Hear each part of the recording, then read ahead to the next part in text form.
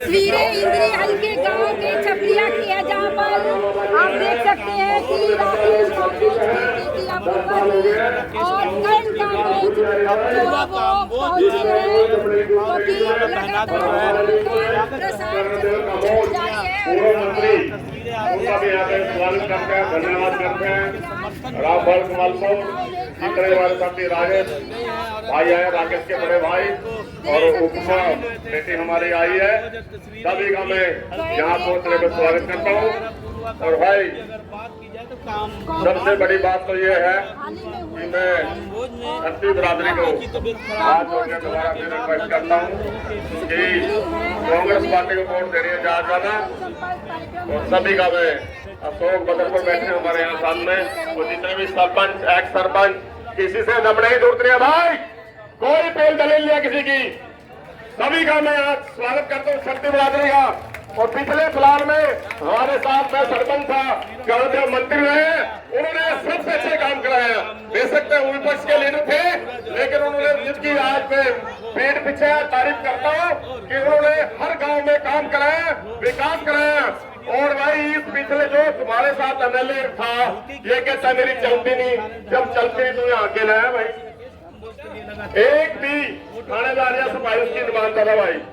और कर्णदेव कमोच जी ने अपने कार्यकाल में अच्छे कार्यकाल कराए भाई, काम कराए हर गांव में। हम भी सरपंच है, हमारे गांव में काम करा बेचारे ने, आज उसके मुंह भी तारीफ कर रहे हैं। और भाई दमड़े की जो हरियाणा में छोटा सा वे तो भारत में काम कर भाई राकेश कमोच जी के प्रतिनिधि के रूप में उनकी लाडली बेटी अपूर्वा जी, भाई राजेश जी, भाई सुशील गुर्जर जी, आदरणीय सरपंच साहब, सम्मानित मंच, यहाँ उपस्थित गांव के सभी सम्मानित बुजुर्गों, नौजवान साथियों, माताओं बहनों, प्यारे बच्चों, पत्रकार छायाकार मित्र, आज हम सबके बीच में एक अपील लेकर के आए कि आने वाली 5 तारीख को हरियाणा की सबसे बड़ी पंचायत, जिसको विधानसभा कहते हैं, जहां लगभग 3.25 करोड़ लोगों के लिए कानून बनते हैं, लोगों के लिए योजनाएं बनती हैं, आपने अपने यहाँ से एक प्रतिनिधि जो आपके हितों की रक्षा करे, आपके लिए डेवलपमेंट के काम ज्यादा से ज्यादा इलाके के अंदर करवाए, ऐसा प्रत्याशी हर मतदाता कोशिश करता है कि ऐसा प्रत्याशी हमारा विधानसभा में जाए। पिछली बार 2000, जबकि इस समय आराम करने का समय होता है। आप सब अपने चहेते अपने कांग्रेस पार्टी को समर्थन दे रहे हैं। ये चुनाव कितना आज तेजी पर पहुंच गया है और लोगों में कितना उत्साह है। आज लोग हरियाणा के अंदर बदलाव चाह रहे हैं और इस बदलाव की वजह से आपने देखा होगा कि भारतीय जनता पार्टी के कई उम्मीदवारों का किस प्रकार से आज लोग विरोध कर रहे हैं, क्योंकि इन्होंने जिस प्रकार से तानाशाही रवैया अपनाया हुआ है और ऐसे लोगों को टिकटें दे करके चुनाव मैदान में उतारा है जिनकी पृष्ठभूमि क्रिमिनल टाइप की रही है, जो डिफॉल्टर किस्म के लोग हैं और जिन्होंने कोई भी जनता के लिए कभी काम नहीं किया। यहाँ तक कि पार्टी की पीठ में भी छुरा घोंपने वाले लोगों को इन्होंने टिकटें दे करके जिस प्रकार से अपने पैर पर कुल्हाड़ी मार लिया है, तो उसका खमियाजा इनको आने वाली 8 तारीख को जब गिनती होगी इनको जो है ना भुगतना पड़ेगा। और कालका से लेकर के सोनीपत तक तो मुझे नहीं लगता इनकी कोई सीट जो है ना आती हुई दिखाई दे रही है। सारे जितने भी इंटेलिजेंस है, जितने भी सर्वे रिपोर्ट हैं, वो सारी की सारी ये बता रही है कि जो है भारतीय जनता पार्टी का सुपड़ा साफ हो रहा है हरियाणा से, और कांग्रेस पार्टी जो है ना बड़े बहुमत के साथ वो आने वाली सरकार बनाएगी। चौधरी भूपेंद्र सिंह हुड्डा इस प्रदेश के मुख्यमंत्री बनेंगे और जिस प्रकार से उन्होंने अपना जो घोषणा पत्र पेश किया है, बड़ा अच्छा घोषणा पत्र पेश किया है, चाहे वो 6000 रुपये पेंशन करने की बात हो, चाहे वो कर्मचारियों की ओल्ड पेंशन जो है ना बहाल करने की बात हो, चाहे वो सिलेंडर 500 रुपये में देने की बात हो, चाहे वो 300 यूनिट जो है ना बिजली फ्री देने की बात हो, चाहे वो 100 गज के प्लाट गरीब आदमी जो बेचारे कभी से डिमांड करते थे, गाँव के अंदर इन 10 साल में एक भी प्लाट नहीं दिया कहीं भी। अब जो है ना लोगों को आस हुई है कि कांग्रेस पार्टी आएगी और हमें 100 गज के प्लाट मिलेंगे तो गरीब लोगों का भला होगा। यानी कि जिस प्रकार से तानाशाही रवैया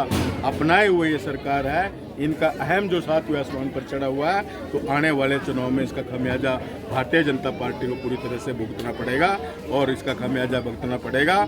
और इस प्रदेश की जनता ने मन बना लिया कि अब की बार भारतीय जनता पार्टी को उखाड़ करके कांग्रेस पार्टी को जो है ना पूरे मैंडेट के साथ जो है ना हम सरकार बनाने का मौका है। करण जी, आपने कहा कि जो प्रत्याशी हैं भाजपा के वो शातिर किस्म के हैं और पता नहीं कई तरह के हथकंडे, किस तरह के हथकंडे अपनाएंगे वो?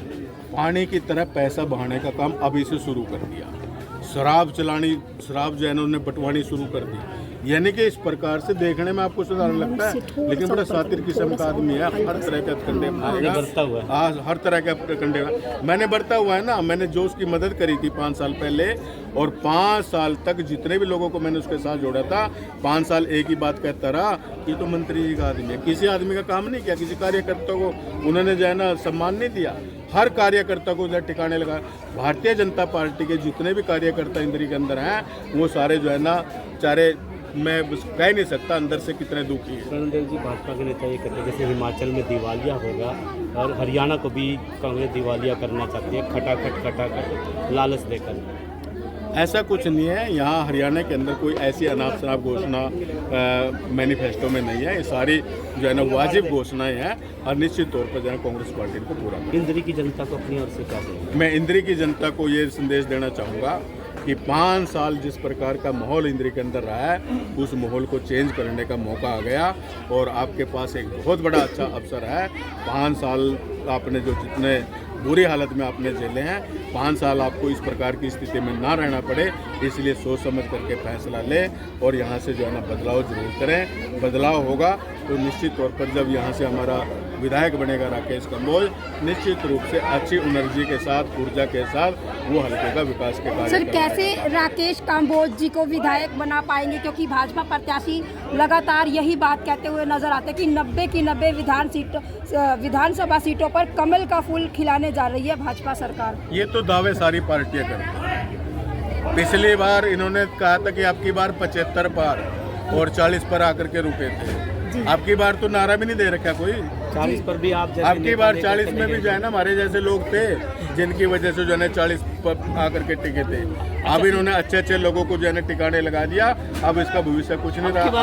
अब इनका टुकड़ा 15 से 20 सीटें। 15 से 20 सीटें। जी, आप भी सड़कों पे निकले, हम भी सड़कों पे आएंगे। सारी सड़कों की हालत आपने भी ये भुगत रहे हैं ना इंद्री की जनता। मैंने इसलिए तो कहा कि 5 साल जो इंद्री की जनता के इस विधायक ने खराब करे हैं, आज यहाँ सारी सड़कें टूटी पड़ी हैं, लोग त्राहिमाम कर रहे हैं। अगर कोई भी व्यक्ति उसके पास काम के लिए जाता है तो ये कहता है जी मेरी तो कोई सुनता नहीं, मेरी तो कोई मानता नहीं। भाई तेरी कोई मानता नहीं तो किस लिए भी टिकट लेकर के आया?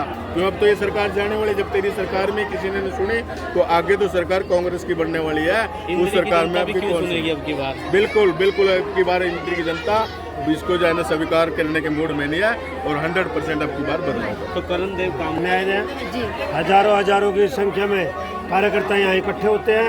बहुत भारी जन समर्थन भाई राकेश कंबोज को बार मिलने जा रहा है और यहाँ से कम 1 लाख पार अब की बार हम वोट लेकर के यहाँ से जीत हासिल करेंगे। सर आज के कार्यक्रम को लेकर जिस तरह से जन सैलाब उमड़ा है इन जनसंपर्क में, क्या लगता है इस बार कौन सी सत्ता में पार्टी राज करने वाली है? मैदान में रामकुमार कश्यप भी है जो मौजूदा विधायक है। उसके कोई भेंट नहीं है। किसका चेहरा पसंद करते हैं? राकेश कंबोज। कौन सा गाँव है? इंद्री हल्के का गाँव पड़ता है और जिस तरह से करण देव कंबोज, राकेश कंबोज की सुपुत्री अपूर्वा कंबोज के विचारों को आपने सुना और सुना कि इस बार इंद्री विधानसभा की जनता क्या चाहती है। तो दोस्तों मैं अपील करूंगी वीडियो को शेयर करना, कमेंट बॉक्स में अपनी राय भी जरूर देना। धन्यवाद।